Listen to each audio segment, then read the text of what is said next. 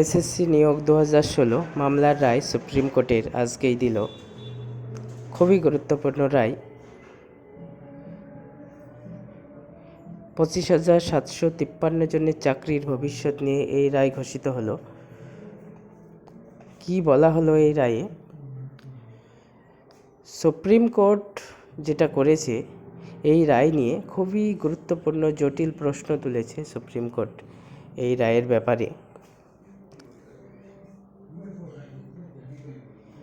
এই 25,753 জনের পরীক্ষার যে ওএমআর শিট, সেটা নষ্ট হলো কেন, সংরক্ষণ করে রাখা হয়নি কেন, এবং এক্সট্রা পোস্ট তৈরি হয়েছিল কিভাবে, কারা করেছিল এই পোস্ট তৈরি।